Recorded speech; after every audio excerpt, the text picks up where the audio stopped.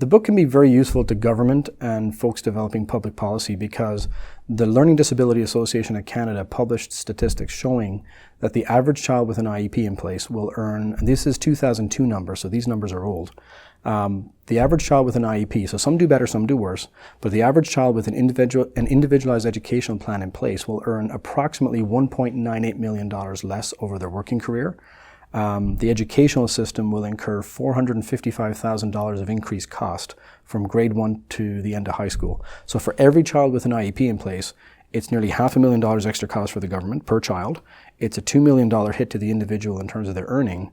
That's assuming that they work from when they finish high school, that they retire at age 65 approximately.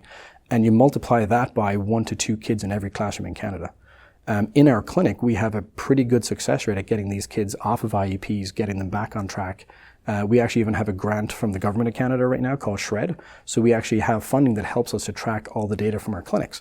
So the government should be very interested in this because it's the, spend a penny to save a pound mentality. I mean, trying to get ahead of the problem rather than saying, well, little Johnny's not learning very well. Here's a computer that can help him to read better. Well, he still can't read. Or let's keep him on a medication for an attentional problem when it could be a vision issue. So trying to get ahead of these issues from a policy standpoint.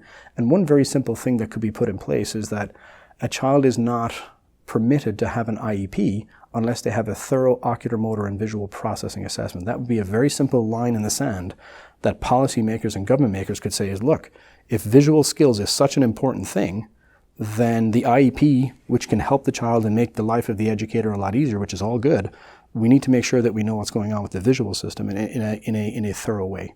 And I think from a policy standpoint, that's really important to know.